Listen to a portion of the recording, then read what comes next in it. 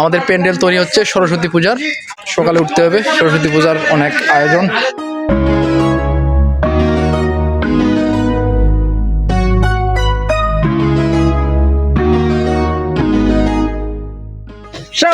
হরিষের দুনিয়া আরেকটি ব্লগে।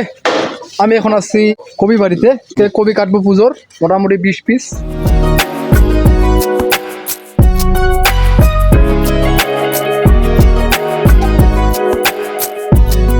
মোটামুটি কবি 20টা নিলাম, 20টা হয়ে যাবে। 1 কড়াই তরকারি আর 2 কড়াই খিচুড়ি। এখন যাইতে হবে ডেকোরেশনের কাছে, আজকে প্যান্ডেল বসাইতে হবে। ওকে,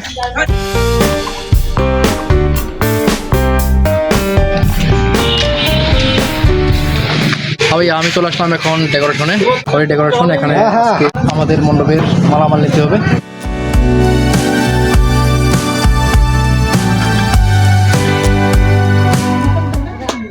ভাইয়া, হরি ডেকোরেশনের মালিক হরিদা বলল যে আজকে সন্ধ্যের মধ্যে প্যান্ডেলের বাঁশ কাপড় সব চলে আসবে আমাদের পাড়ায়। আর তারপরে আমি সেখান থেকে চলে যাই সেলুনে, চুলটা কেটে আসি। কালকে সরস্বতী পূজা। আর এখন আমি যাব এক অনুষ্ঠানে, শ্রাদ্ধ অনুষ্ঠান আমার মায়ের সাথে। ওকে, যাওয়া যাক।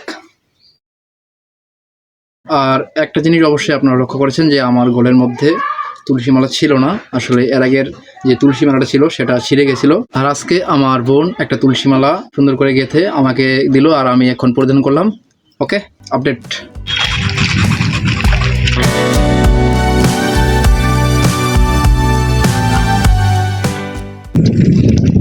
ভাইয়া, আমি আর আমার মা যাচ্ছে শ্রাদ্ধ বাড়ি। মা, রাস্তা বেশি দূর না, মোটামুটি 2-2.5 কিলো সাইকেলের মধ্যে যাচ্ছি।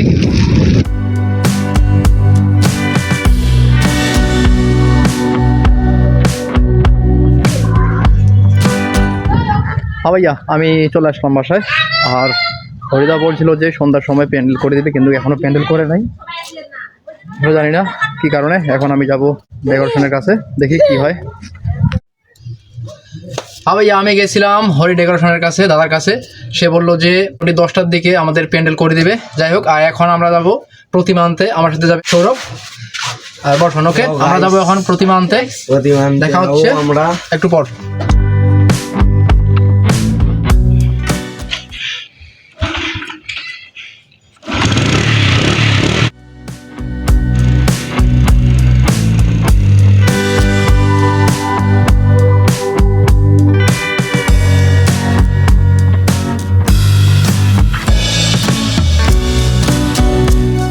ভাইয়া, এখন বাজে 10টা। আমাদের প্যান্ডেল তৈরি হচ্ছে সরস্বতী পূজার। আর কালকে সকালে উঠতে হবে, সরস্বতী পূজার অনেক আয়োজন। আজকের ব্লগটা এই পর্যন্তই। ভালো লাগলে অবশ্যই চ্যানেলটি সাবস্ক্রাইব করবেন। সরস্বতী পূজার শুভেচ্ছা রইল। টাটা।